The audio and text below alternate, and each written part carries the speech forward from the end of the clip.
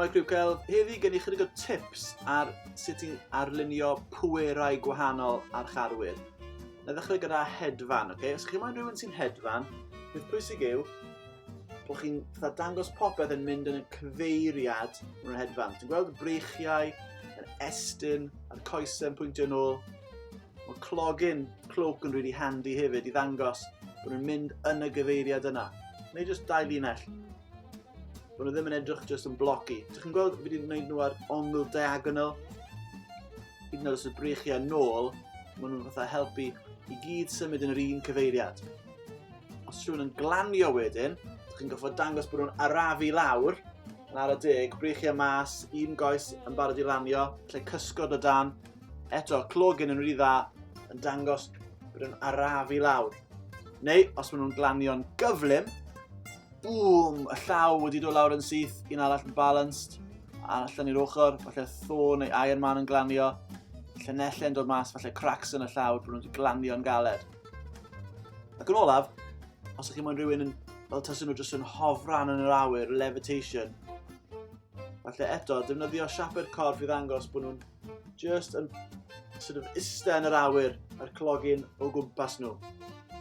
Right, ond chydig mwy o siample, beth am sy'ch chi'n moyn rhywun sy'n gyda rhyw pŵer, fel dysyn nhw'n saethu plasma beams, neu tan, neu trydan, neu rhywbeth fel yna, rhyw pŵer fel yna. Wel, na i ddangos chi chydig o enghreifftiau o sut allwch chi ddefnyddio phensiliau lliw mewn ffordd effeithiol i ddangos yr pwerau yma. So dyma fi'n neud chydig o arch-arwyr yn barod i fel saethu stwff. Naill ai o'r llaw, neu o'r llygaid, neu rhywbeth o chest, beth, arf, ryfedd o alien, neu be gawn ni fatha'n person ei hun yn ffrwydro. So dyma ni, cymrwch chydig o phensiliau lliw, a fel casglu nhw mewn i fel lliwiau tebyg, un tywyll a falle rai yn goleiach. A wedyn ni, so ni ddechrau gyda'r boi ma'n saethu rhywbeth allan o'i lygad, rhywbeth o power beam laser. Gyda dan yr pensil tywyllach, bach o blast, a wedyn ni llenellau eitha syth, a wedyn ni tu fewn iddyn nhw yn ysgafn iawn, just fel ffeidio'r lliw tipyn bach, fel bod yn wyn yn y canol. Mae'r gwyn wedyn yw'r darn mwyaf llachar, so mae'n edrych fel bod yn really dod o'r lle yna. So ti'n mynd gwyn yn y canol, a'r bits eraill o gwmpas yn mynd mas, tuag at y llinell allanol. So wedyn ni'n edrych fel tas y fydd ni'n allan o ole, ond bod y dal yn cynnwys y lliw, yr beam yna. Felly chi ddefnyddio lliw bach yn ysgafnach wedyn o gwmpas i ddangos bod yn sort of glowio. Dy'r pensil yma ddim yn dda iawn o gwbl. A wedyn ni, achos mae golau pur yw'r laser, mae'r golau yna mynd i adlewyrchu. So, dangoswch yr golau yna yn adlewyrchu ar y stwff o gwmpas, so'r person, ar y gwyneb. Chi'n gweld, mae'r golau gwyrdd yn mynd i ddangos ar hwnna.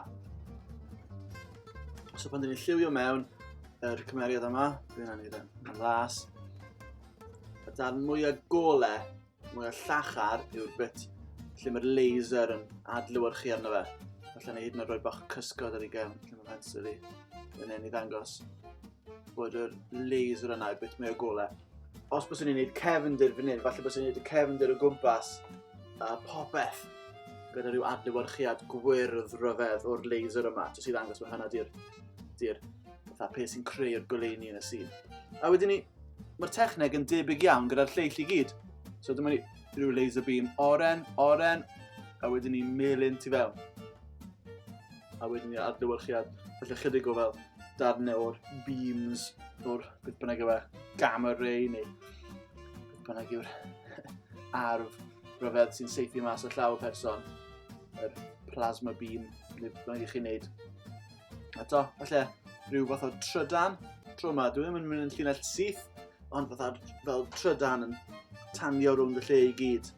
Eto cadw'r gwyn yn y canol, a wedyn ni yr glas golau rownd yr ochr yn ffeidio mewn i'r gwyn.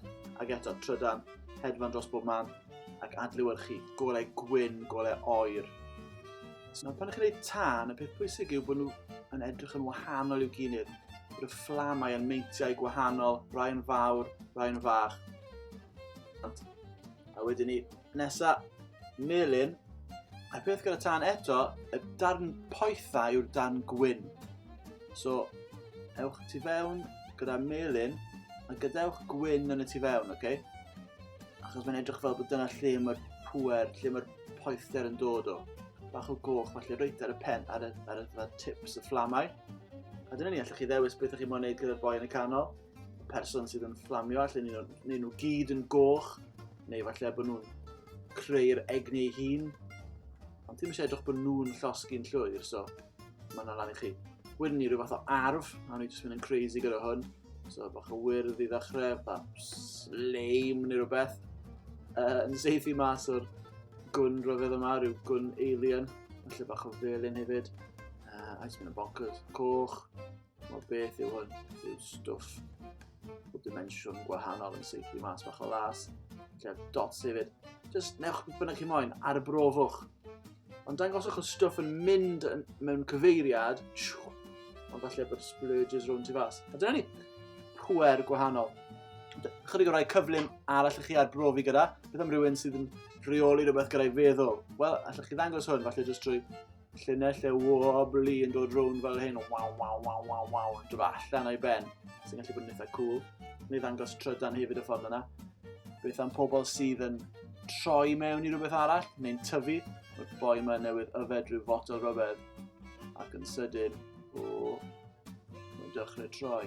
Beth ti eisiau gwneud yw siap arall o gwmpas y dyn, y person, yn fwy ac yn fwy, ond heb cweit gorffen y lluniau yna, nes i ti cyrraedd yr un olaf, lle mae wedi troi mewn i angen fel crazy, ar Hulk neu rhywbeth, a ti'n gwneud hwnna'n fwy clir. So wedyn ni, mae'n edrych tipyn bach yn eich llun, os chi'n gwneud yn well ac yn fwy amser, cymryd mwy amser na hyn. Mae'n edrych fel os ydyn troi mewn i'r peth mawr. Beth am rhywun anweledig y pŵer yna? Mae'n hyn tricky. Wel, os ydych chi'n gallu, un syniad yw, jyst newch y person fel hyn, newch y cefndir, a wedyn ni jyst lliwio'r cefndir, ond heb lliwio'r person yn y blaen. Mwyn dangos bod nhw'n anweledig, bod yr holl stwff tu ôl, bod chi'n gallu gweld sydd trwydden nhw. So dyna un techneg mae pobl yn defnyddio i ddangos pobl sydd yn anweledig. Dych chi'n dal gallu gweld e, ond jyst yr amlinelliad sydd gyda fe. Syniad arall, mae rai yn defnyddio i wneud rhywun edrych yn anweledig yw jyst arlunio gyda dots. So mae pawb arall yn y llun wedi wneud allan o'r linellau solid, ond mae'r un anweledig yn dots. Neu un syniad arall, a dyma'r un olaf, i chi chwarae gyda yw, just newch y pensil fynd yn fwy ysgafn wrth fynd i'r bit. So dyma rhywun sydd yn y broses o fynd yn anweledig, yn invisible. Faint o'r lliw, solid, a wedyn ein lliw yn mynd lawr. So mae'n edrych lawr, wwp, beth sy'n digwydd i hoesau? So dyna chi, chydig o syniadau i chi trio pwerau gwahanol, trio chreu'n neu rai eich hunain. Ond tan tro nesaf, sgrin i ffwrdd, celf ar y bwrdd, welwch chi fori. Hwyl!